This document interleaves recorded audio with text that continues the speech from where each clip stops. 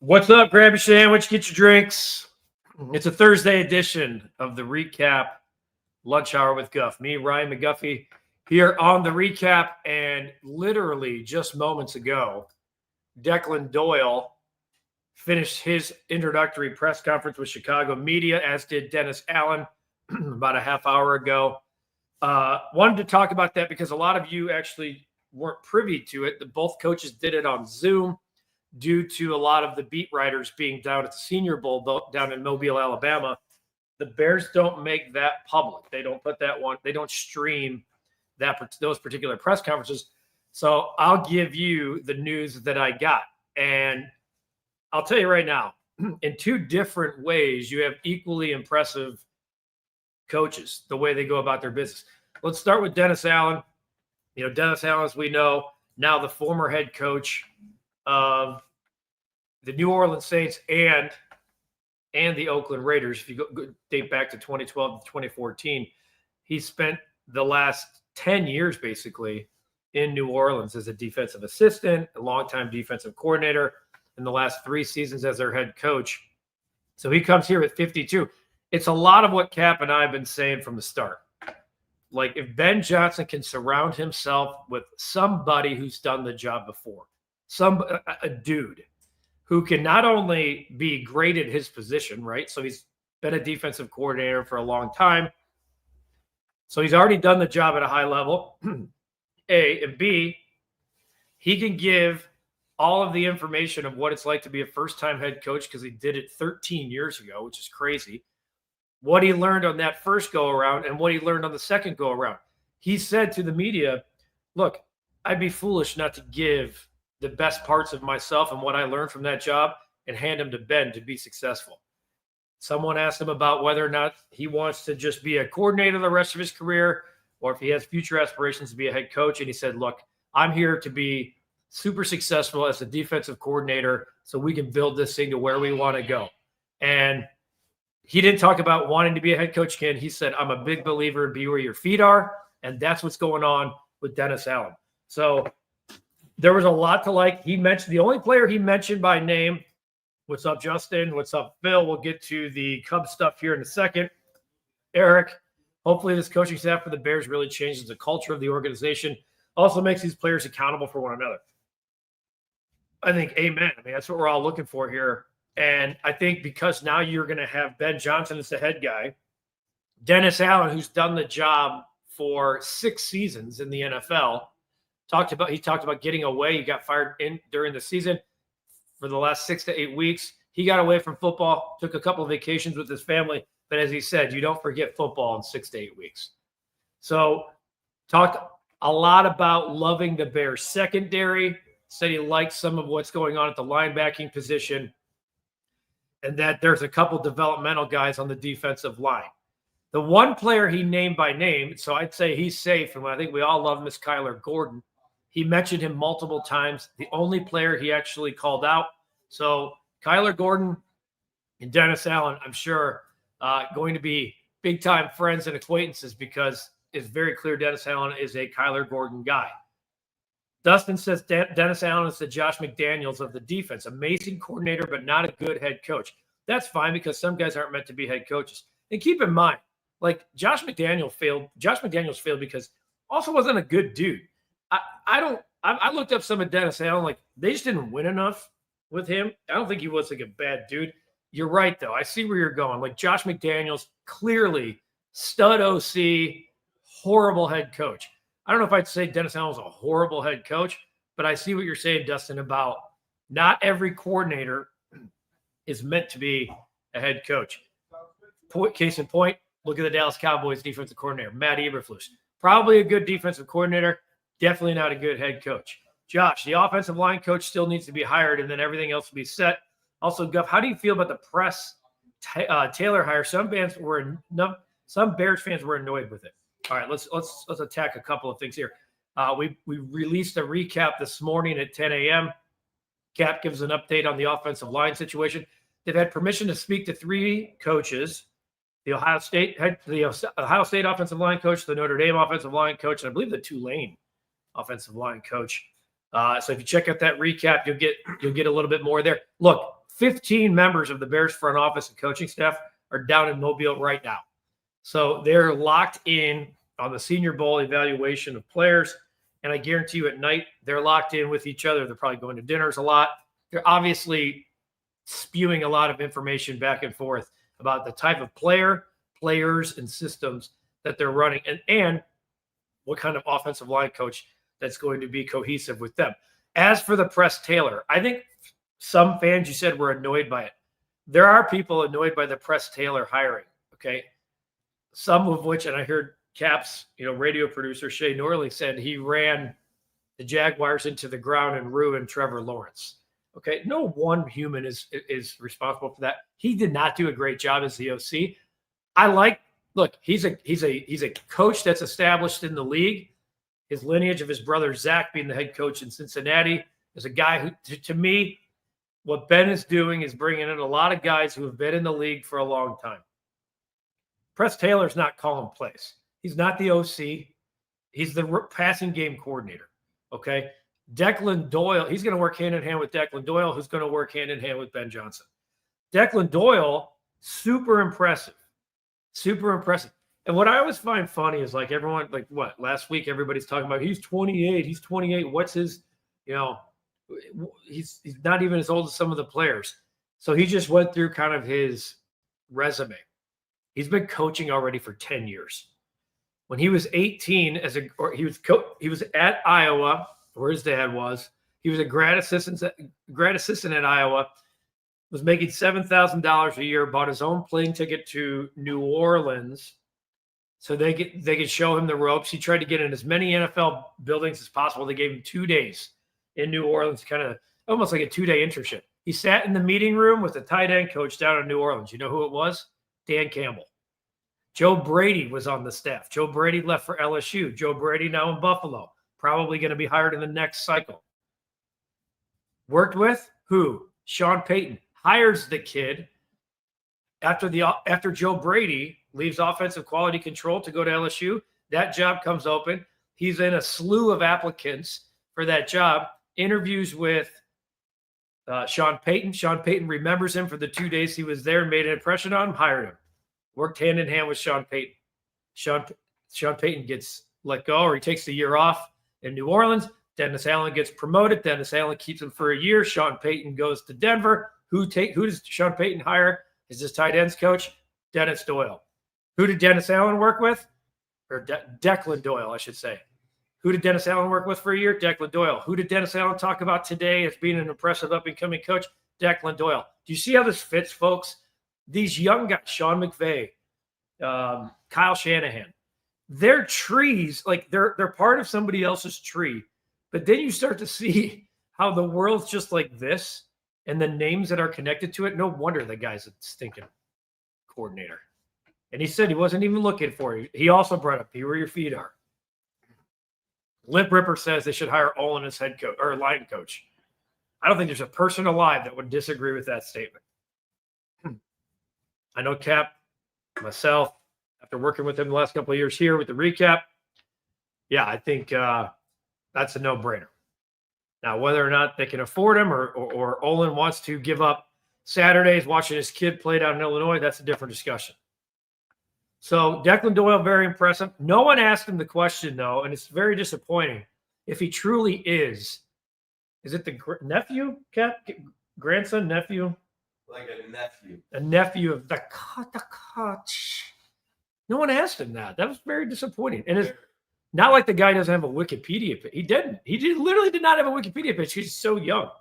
He said that this year, by the way, was the first time ever that the guys that he was the oldest man in the room. First time ever that he didn't have a player older than him. A lot of Cubs questions coming in here. What's up, Eli? Justin, what's going on? I'm about to drop my first podcast closer to spring training and try to get some Sox players on to chat with the dudes about life. Maybe you'll be down to come on one day. Justin, happy. Thank you for the invite. If that is an invitation, I will happily come on with you at some point. Uncle Ted is all about Ashton Genty in the Bears uniform. Edge rushers and O-line can be found past round one. Genty is a difference maker. No, I do agree with you, but how is Genty what the Bears? I love Ashton Genty. I do. I just think everybody needs to be 280 and can move dudes that way. I'm going to stick to that. The real Phil Simms, good afternoon. After hearing the press conference, how confident are you that the Bears will be a serious threat in the NFC? Look, guys, it's January 30th. We have zero idea what the roster looks like. Okay. They're in evaluation mode at the Senior Bowl. Then it's going to flip to the combine, then free agency, then the draft. You want to have this conversation 3 months from now when the draft is over? Sure. To say that they're a serious threat based off of a few hires and a couple press conferences, I know that they have huge questions on both sides of the football up front. Huge. Do I think they have talent? 1,000%. I think they have the best quarterback in the history of the program. I think they have stud wide receivers with DJ Moore and Rome Odunze. I think if they can figure out if Cole Kmet's going to be a difference maker or not as a tight end, and I'm talking a pass catching tight end, that's a weapon too. DeAndre Swift, I think, can be a very useful weapon, and they have a stud secondary. So there's a lot to love. A threat in the NFC, I need to know that they're addressing that offensive line and defensive line. More football. Let's go. How is Gibbs a difference maker for the Lions? Well, have you seen their offensive line? 3 first-round picks. 3 first-round picks. They developed from the inside out, guys. Case in point, look who's playing in the Super Bowl in a week and a half. You know, I know we all wanted the Bills and the Lions. There were the Bills and some. Okay, those teams addressed the things up front. The Lions built that. That's how they built that entire team. The Chiefs are going to. They've been losing guys left and right from guys they've drafted and developed. They've re-signed some. They're not going to be able to probably re-sign Trey Smith. So that's how. And Gibbs, let's be honest, was the fastest running back in the league. All right, Justin. It was an invite. I'll take it. A lot of Cubs questions coming in here. Let's go to Phil. Since the Cubs acquired Tucker and Presley, could you see them getting Bregman? Keep seeing that the Cubs are engaged with interest for Bregman. All right, so these reports, keep in mind, they're agent-driven at times. I didn't realize until after the press conference the other day with Presley, Bregman and Presley are really close. But as Cap and I have both been saying, me here, Cap on the Rush Hour and other places on the radio, I don't like Bregman's going to have to take a Cody Bellinger-like deal to come here. I really believe that. Unless out of nowhere you're getting 6 or 7 years and $175 million. And let's be honest, I don't think that's happening. Okay. I know that could upset you and piss you off. I get it. Am I surprised that Pete Alonso and Jack Flaherty are still not signed? Have the Cubs shown any real interest? Guys, there's like 75 free agents out there still. I'm bringing that up. Cap asked if I saw John Morosi. And I did see John Morosi. And here's what he said. The Cubs are a team to watch in trading for Dylan Cease. I've been pounding the pavement on this one. This is the absolute no-brainer. I honestly don't think it costs that much. I don't. He's got 1 year before he goes to free agency. The Padres need to unload. They have TV contract issues. Shocking. Stop me if you've heard that before. And they have new ownership that's saying enough is enough. Too much spending. Maybe the Cubs have to trade from the back end of their top 100. I don't even know if they would have to be honest with you. They might need to trade like their 8th through 15th prospects, which are outside the top 100. And if you're any type of Cubs fan, this is an absolute no-brainer, people. Absolute no-brainer. I'm looking up it says the Cubs prospects are coming. No, top 100. I know the Cubs, I think, have 7 of the top 97. And I am correct on that. Let me ask you a question. If Jefferson Rojas was the key piece of the Dylan Cease trade, are you in? Cap, are you in? If Jefferson Rojas is the key piece in the Dylan Cease trade? Who? Exactly. He's the 97th overall prospect in baseball. In. He's 19 years old. He's 5'11", 150. I'm gone. I'm making that move in a second. I'm not even thinking twice about it. Does Dad Mel? I don't care. Uncle Ted saying the Cubs need a catcher. Dude, what if you can get Dylan Cease? Lip Ripper says that'd be sick. How about writing they need a catcher? How about writing they have 200 contract. Uncle Ted says it will take Owen Cassie to get a rental. I disagree wholeheartedly. They just got Presley. He's a rental. It didn't cost anything but a single A pitcher. No chance, Uncle Ted. Owen Casey is not going to be dealt for 1 year of Dylan Cease. I feel pretty strongly about that. Let me see where Owen Casey is in the latest MLB pipeline. 54th. 54th. Braden Montgomery, who's 55th was in the Garrett Crochet deal. Now I know they got Kyle Teal. Kyle Teal is 32nd for Garrett Crochet. I'm telling you right now. I don't see it happen. I don't see it happen. Justin says that's my height and weight. 5'11", 150. Make that move. Jefferson Rojas. Do you think we need a January 25th signing deadline so players are settled and are with their teams before spring training? I think all of this is going to be part of the new collective bargaining agreement that's going to allow this beautiful sport to take a massive hiatus because it needs a salary cap. It needs a salary floor. It needs a signing deadline. If you had a floor, that would help these signings because now you're saying, let's say every team needed a $100 million payroll, right? Then it forces these teams to have to sign guys to make that payroll hit 100. And it's good for the game because maybe a guy like Alex Bregman, he's dead set on 6 years, 180 million, and no competitive team is going to give it to him. And all of a sudden the Pirates go, well, we have to hit this number. We'll give you 30 million a year. I think it's going to be good for the smaller market teams. It's also just, I think, good, period.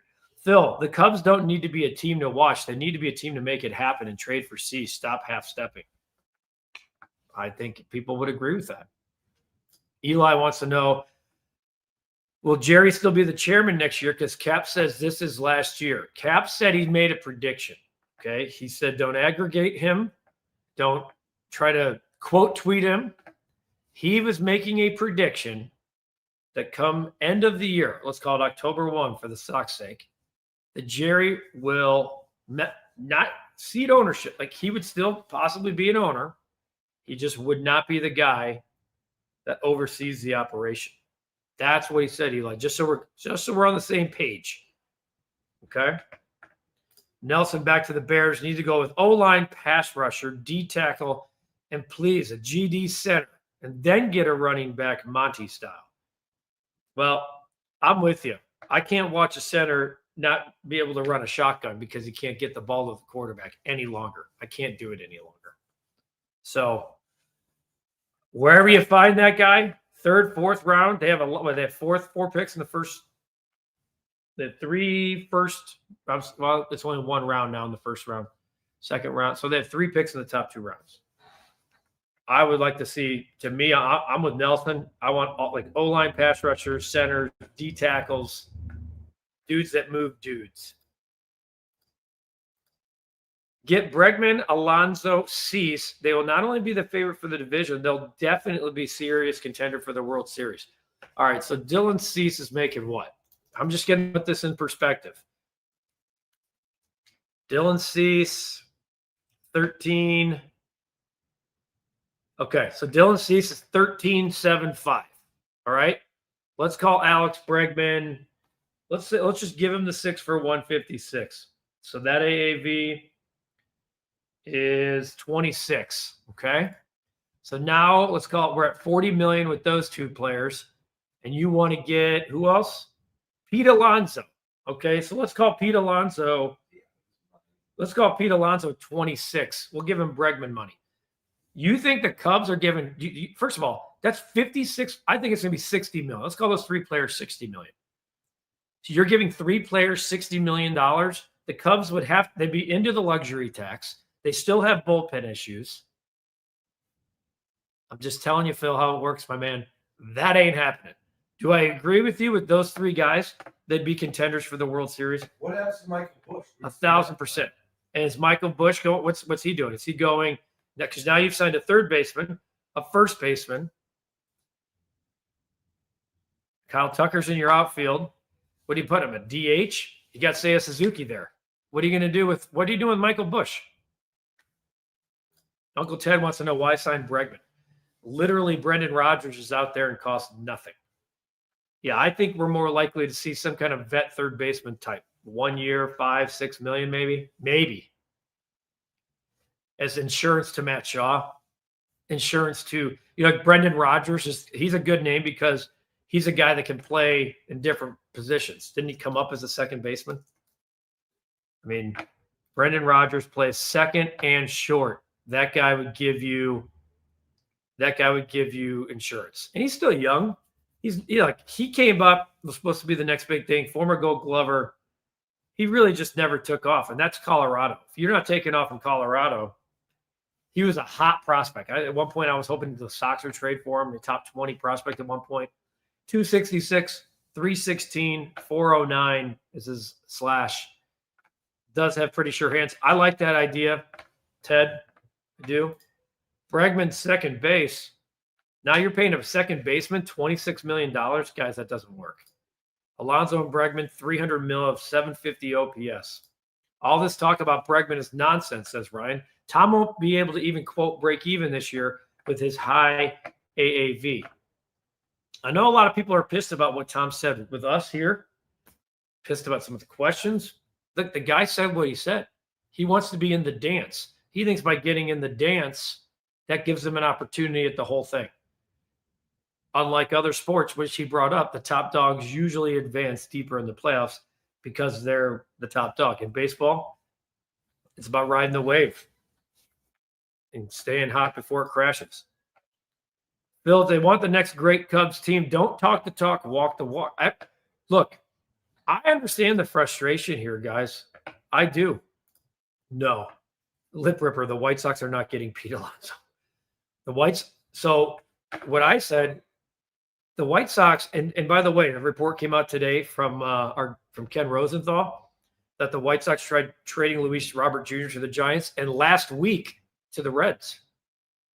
They were having discussions up to last week to get, and now that he likely won't be traded by spring training. I think that the Sox would love to move on from Luis Robert prior to Glendale. I really do. But they are not going to trade him for pennies on the dollar. They're not going to trade his salary and have to pay more than half of it through another team. Unless the prospect return is so great that it makes worth it. They're not going to take that chance. They'd rather see Luis Robert stay on the field, which that alone is already almost worth laughing about.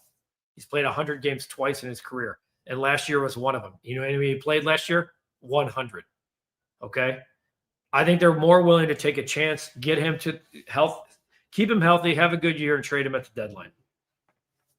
And I don't blame him. I could see that. And then if there's any package they can move Benintendi, I think they would too. Nelson, possibly, is there a possibility for the Cubs to make a trade for Dylan Cease? If so, yeah. We just were talking about it, Nelson. That's what John Morosi just said earlier today, that keep an eye on the Chicago Cubs, that they have been talking this week.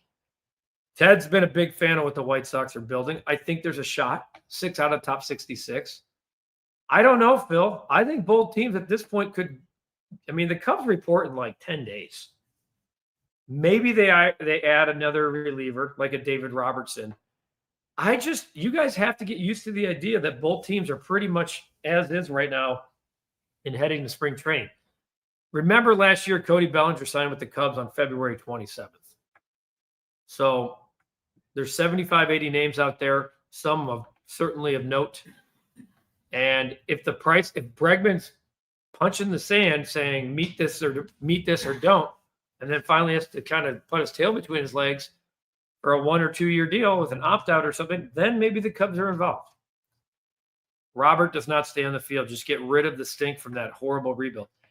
I understand that. If you have an opportunity, though, to flip it, let's say, like, he's got it. If he's not motivated now, guys, he'll never be motivated again. We've seen what happened to his two buddies.